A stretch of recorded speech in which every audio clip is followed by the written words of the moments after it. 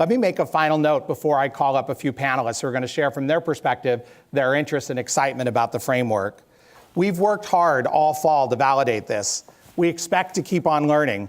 We've also built in emergent ideas so we can modify strategies and add tools and new ideas that are tested and validated as we go. The framework will be a dynamic tool that evolves, and as we collectively engage in it, we expect to learn new things along the way. It's a blueprint, not a Bible. And I'll say that again, it's a blueprint, not a Bible.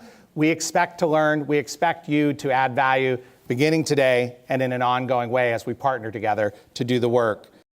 Advancing STEM and aligning education is a top priority for the governor. He certainly, we heard from him, those of you who heard around the state in his campaign about building a working Washington. You know how important that was to him. And we know, certainly since he's been in the executive office, he's continued to speak about that, to prioritize, to build his vision around it, and so forth. So this effort, this collaborative effort, I think is very, very important to him, to the work that we're doing together and bringing the public and private entities together to make sure that we can invest our money well, that we can make sure that our workforce is well prepared. The governor wants to make sure that our kids are the ones that get those jobs. We know how many jobs are available, and he wants to ensure that that happens.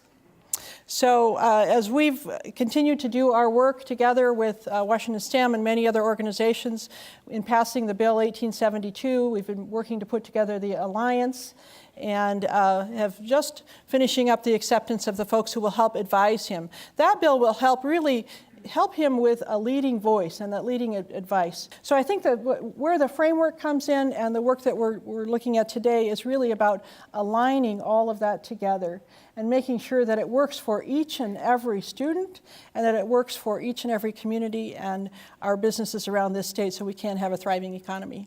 When we're looking at the way in which this framework helps us, we are deeply aligned in terms of the power indicators as well as the impact strategies. And when we think about our work, we would fall along the middle, high, and STEM post-secondary columns in terms of the way that we're able to impact this work.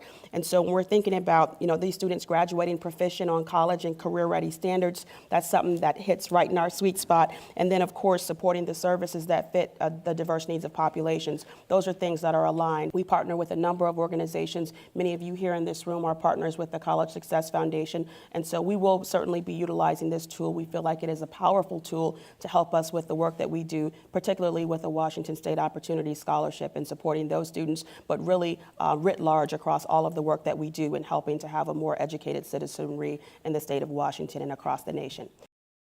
One of the initiatives that we have launched and have been sustaining is the STEMX National Network, and we really appreciate your group and your state for the leadership helping us not only figure out how we wanted to do it, but what we wanted to do, and really continuing to be leaders in that space. So we really appreciate that.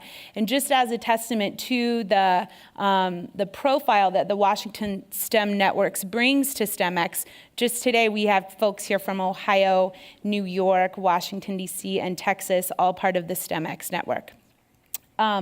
For us, one of the reasons why having a network of really committed people who are doing innovative things across the country was an attractive idea is because it allows for the possibility of people who are, tools and products and ideas that are doing really great things in specific regions or in specific states can be scaled and amplified through a network approach. So for us, the Framework for Action was really a no-brainer.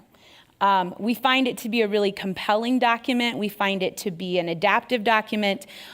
But what it does in addition to those two things is it's really clear. So a parent could pick it up, understand it, and advocate for action. A practitioner could pick it up, understand it, and advocate for action. Legislators can pick it up, understand it, and use it to fund.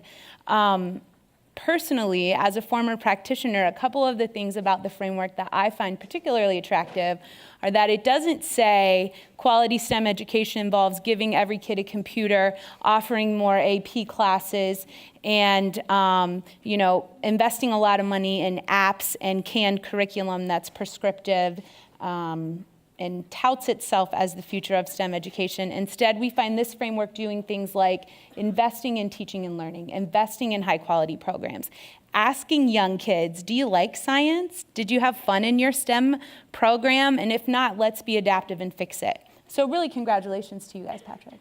Well, thank you so much, and thanks to each of the panelists. We wanted to give you just a quick snapshot of how some other folks are thinking about the framework. As I said at the beginning, we developed it originally as an in-house tool and quickly came to understand the value of it, hopefully being a collective tool for us, all of us in the room, and some of our partners around the country to use effectively as we move forward. So again, thank you to each of you. Just a little bit, let's give them a round of applause.